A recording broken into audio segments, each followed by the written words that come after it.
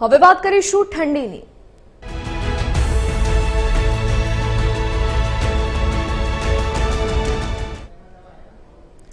રાજ્યમાં વેસ્ટર્ન ડિસ્ટર્બન્સના કારણે ઠંડીમાં આંશિક ઘટાડો નોંધાયો છે।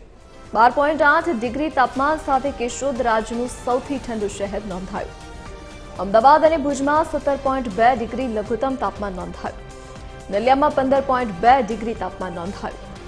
ગાંધીનગરમાં 16 ડિગ્રી, ડીસામાં 14.9 ડિગ્રી, દ્વારકામાં 19 ડિગ્રી તાપમાન નોંધાયું।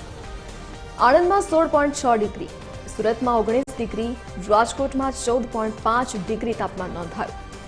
સુરેન્દ્રનગરમાં 16 ડિગ્રી, મહુવામાં 14.1 ડિગ્રી તો દમણમાં 17 ડિગ્રી લઘુત્તમ તાપમાન નોંધાયું।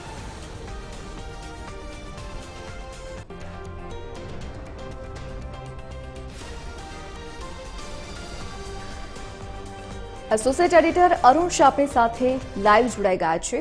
જી અરુણ, હાલ રાજ્યમાં ઠંડીની શું સ્થિતિ છે અને હવામાન વિભાગની શું આગાહી છે? ધરતી સમગ્ર રાજ્યમાં જોઈએ તો શિયાળાની મોસમમાં અત્યાર સુધી જે ઠંડી પડી એ ઠંડી સામાન્યથી શરૂ કરીને તીવ્ર ઠંડીનો અનુભવ લોકોએ કર્યો છે, પરંતુ વર્તમાન સમયમાં જોઈએ અને ખાસ કરીને આજની જો વાત કરીએ તો ઠંડીનું જે પ્રમાણ છે એ ઉત્તરોત્તર ઘટતું રહ્યું હોય, એટલે કે તાપમાન જે રીતે વધ્યું છે અને તેના પ્રમાણમાં ઠંડીમાં આંશિક રીતે ઘટાડો થયો હોય તેવી માહિતી પ્રાપ્ત થઈ છે।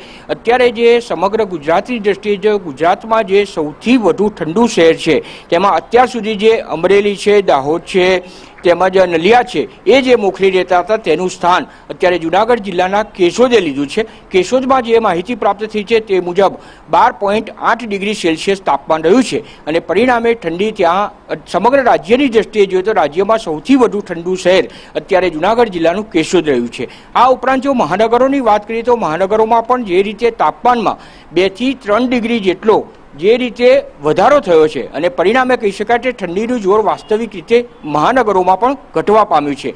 અમદાવાદની જો વાત કરીએ તો અમદાવાદમાં પણ અત્યાર સુધી જે 15 થી 16 ડિગ્રી સેલ્સિયસ હતું તાપમાન, તેની જગ્યાએ અત્યારે જે માહિતી પ્રાપ્ત થઈ છે તે મુજબ 17 ડિગ્રી જેટલું સેલ્સિયસ તાપમાન જેવું રહેવા પામ્યું છે। એટલે કહી શકાય કે હાલના તબક્કે જે ઠંડી પડી રહી છે તે ઠંડી જે આંશિક રીતે ઘટાડો થવા પામ્યો છે। એટલું જ નહીં, હાલના તબક્કે જે રીતે વેસ્ટર્ન ડિસ્ટર્બન્સ છે તેની અસર ચોક્કસ રીતે વર્તાય છે અને તેના કારણે આ ઠંડીનું પ્રમાણ ઘટ્યું હોય તેવું લાગે છે, પરંતુ આ જે ઠંડી છે એ સહન કરી શકાય તે પ્રકારની ઠંડી છે। આગામી સમયમાં અને ખાસ કરીને ડિસેમ્બરના અંતિમ ભાગમાં જોઈએ એટલે કે 31 ડિસેમ્બર અને ખાસ કરીને નાતાલનું સમાપન જ્યારે થવાનું હશે ત્યારે ઠંડી તીવ્રથી અતિ તીવ્ર ઠંડી પડે તે પ્રમાણે આગાહી પણ હવામાન વિભાગ દ્વારા કરવામાં આવી છે। ત્યારે નાગરિકોએ પોતે પણ પોતાનું રક્ષણ મેળવવા માટે તૈયારી રાખવી પડશે।